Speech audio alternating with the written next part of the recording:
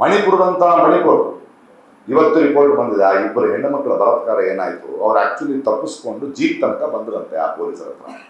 ಆ ಜಿಪ್ಸಿ ಹತ್ಕೊಂಡ್ರಂತೆ.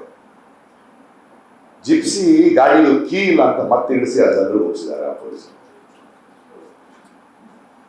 ಇಷ್ಟು ದೊಡ್ಡ ಮಹಾಪ್ರಭು, ಇಷ್ಟು ದೊಡ್ಡ ಸೆಕ್ಯೂರಿಟಿ, ಇಷ್ಟು ದೊಡ್ಡ ಇಂಟೆಲಿಜೆನ್ಸು, ನಿನಗೆ ಕ್ಲೌಡ್ ಥಿಯರಿ ಗೊತ್ತು, ಗ್ಯಾಸ್ ಗಟರ್ ಗೊತ್ತು ನಿನಗೆ.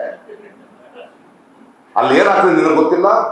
ಆ ಹೆಣ್ಣು ಮಕ್ಕಳ ಬಲಾತ್ಕಾರ ಆಗಿ 1 ತಿಂಗಳ ನಂತರ ನನ್ನಂತಹ ನಿಮ್ಮಂತಹ ಒಬ್ಬ ಪ್ರಜೆ ಒಂದು ವಿಡಿಯೋ ಮಾಡಿ ವೈರಲ್ ಮಾಡಿದ್ಮೇಲೆ ದೇಶಕ್ಕೆ ಗೊತ್ತಾಯ್ತಲ್ಲ ಏನಾಗ್ತಾ ಇದೆ ಅಂತ. ನಾಚಿಕೆ ಆಗ್ತಿಲ್ಲ ನಿಮಗೆ? ಒಂದೇ ಭಾರತ್ ಎಕ್ಸ್ಪ್ರೆಸ್ ಅಂತೆ. ಹೌದು, ಒಂದ್ಸಲ ಅನೌನ್ಸ್ ಮಾಡಿಬಿಡು. ಮಣಿಪುರ ತುರಿತಾ ಇದೆ. ಯಾವ್ಯಾವ ರೈಲ್ವೆ ಸ್ಟೇಷನ್ ಹೋಗ್ಬಿಟ್ಟು ಸ್ಟೇಷನ್ ಮಾಸ್ಟರ್ ತರ ನೀನು ಬಾಲ್ ಬ್ಯಾಟ್ ಕೂತ್ಕೋತೀಯಾ? ಸ್ಟೇಷನ್ ಮಾಸ್ಟರ್ ಪ್ರಧಾನಿ ನನ್ನ ಈ ದೇಶದಲ್ಲಿ. What are you sir? Why don't you behave yourself? ರೈತರು ಏನ್ ಕೇಳ್ತಾ ಇದ್ದಾರೆ ಅವರು? ರೈತರು ಇವತ್ತು ಈ ದೇಶದ ರೈತರಿಗೆ ಏನ್ ಬೇಕಾಗಿದೆ? ನಿನ್ನ ಸಾಲ ಮನ್ನಾಕ್ಕಿಂತ ದೊಡ್ಡದಾಗಿ ಘನತೆ ಬೇಕಾಗಿದೆ.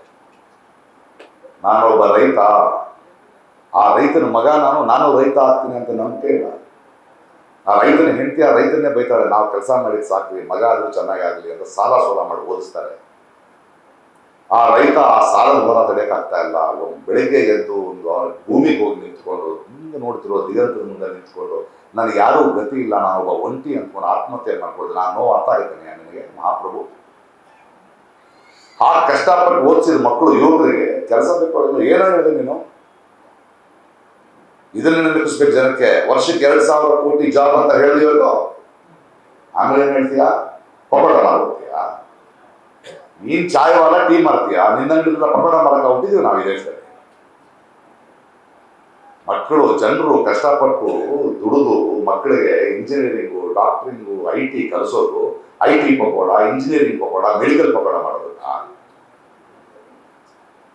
10,000 ಕೆಲಸಕ್ಕೆ ಇವತ್ತು 50 ಲಕ್ಷ ಜನ ಯಂಗ್ಸ್ಟರ್ಸ್ ಅಪ್ಲೈ ಮಾಡ್ತಾ ಇದ್ದಾರೆ. ಯಾವ ಸ್ಥಿತಿಗೆ ತಲುಪಿದೀವಿ ಈ ದೇಶ ನಾವು? ಯಾರಿಂದ ತಲುಪಿದೀವಿ? ನಿನ್ನಿಂದ ತಾನೆ. ಇದನ್ನ ಪ್ರಶ್ನೆ ಮಾಡಬಾರ್ದೆ?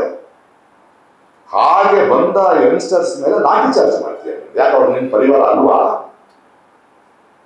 ಬರೀ ಕಳ್ಳರು, ಕಾಕರು, ದರೋಡೆಕೋರರು ಮಾತ್ರ ನಾನು ನಿನ್ನ ಪರಿವಾರ, ಅವ್ರು ನಿನ್ನ ಪರಿವಾರ ಅಲ್ಲ. ನ್ಯೂಸ್ ಫಸ್ಟ್, ನಿರ್ಭೀತಿಯಿಂದ ನಿಮ್ಮ ಪರವಾಗಿ.